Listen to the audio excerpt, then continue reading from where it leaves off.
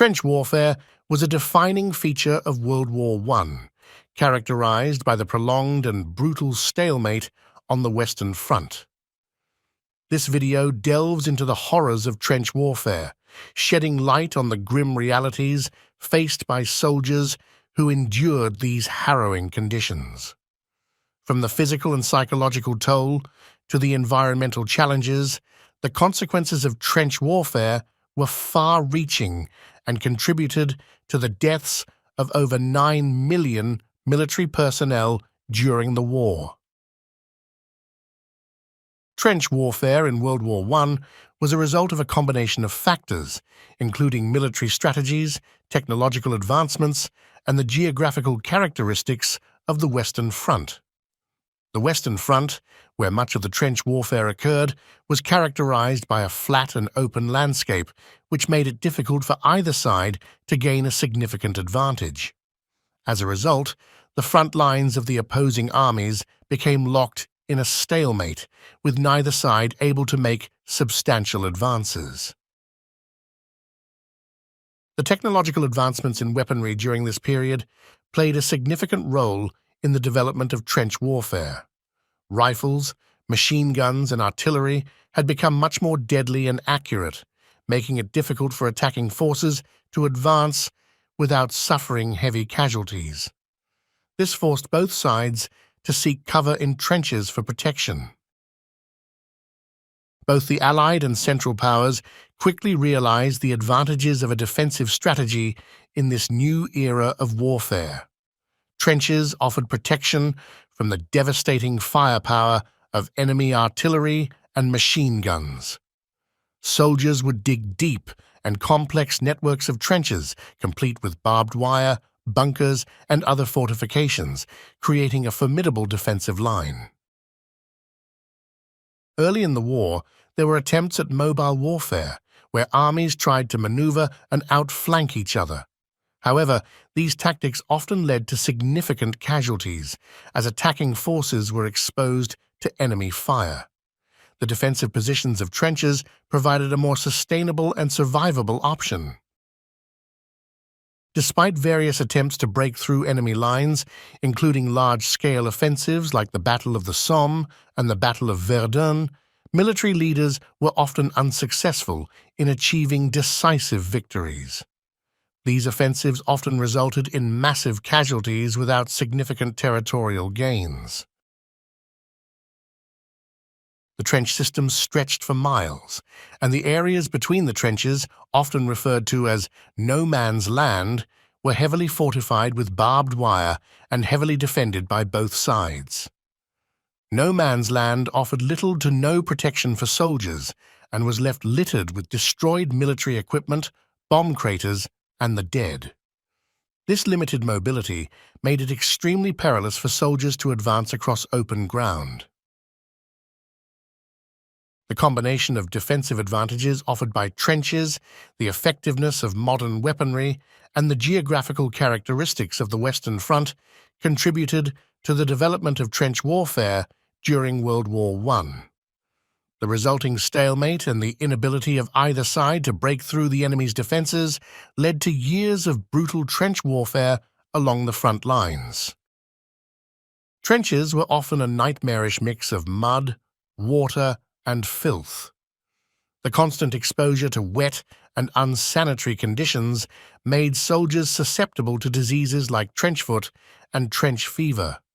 Left untreated, trenchfoot would progress into cellulitis or gangrene, which would require amputation to prevent further progression of the disease.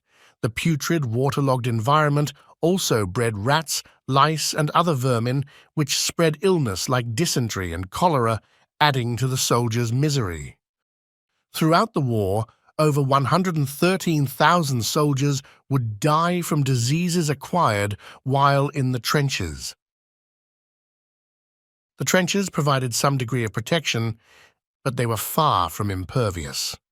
Soldiers lived under the constant threat of artillery fire, with shells raining down upon them, often leading to casualties and emotional trauma. The ceaseless noise, shock waves, and destruction made it impossible for soldiers to escape the ever-present fear of imminent death. Supply lines were often disrupted, leading to chronic shortages of food and essential supplies. Soldiers endured hunger and malnutrition, further weakening their bodies and spirits. The daily rations, often limited to meager portions of stale bread and canned goods, did little to sustain them. The unrelenting psychological strain of trench warfare took a heavy toll on the soldiers' mental health. Many experienced shell shock, a condition characterized by anxiety, panic attacks, and sometimes complete mental breakdowns. The trauma of witnessing the horrors of war and fearing death at any moment left a lasting scar on their psyche. Trench warfare was marked by endless waiting, punctuated by moments of sheer terror. The monotony and anticipation of enemy attacks took a toll on their morale as they grappled with boredom and a profound sense of hopelessness. Death was an omnipresent companion in the trenches. Soldiers had to endure the loss of friends and comrades on a regular basis. The emotional toll of witnessing the death and suffering of those around them added to their psychological burden. The introduction of chemical warfare added another layer of horror to trench warfare. Soldiers faced the threat of poison gas attacks that could cause excruciating pain, suffocation, and death. Gas masks were often uncomfortable and cumbersome, making it difficult to defend against this terrifying weapon. Soldiers also had to contend with infiltration by the opposing forces. Trench raids were small-scale operations conducted by soldiers from one side to infiltrate the enemy's trenches, gather information, capture prisoners, or disrupt enemy operations. During these raids, close-quarters combat would occur when soldiers encountered each other in the narrow confines of enemy trenches. Soldiers often used entrenching tools such as shovels and picks as improvised melee weapons. These tools were readily available and could be used to strike or defend against opponents in the close-quarters combat of trench warfare. Some soldiers carried improvised clubs, trench knives, or other melee weapons for close combat. These weapons were often modified or handmade by soldiers and were not standard issue. They were used in situations where firearms were impractical or they had run out of ammunition. The landscape around the trenches was a desolate and barren wasteland, stripped of vegetation by constant artillery fire.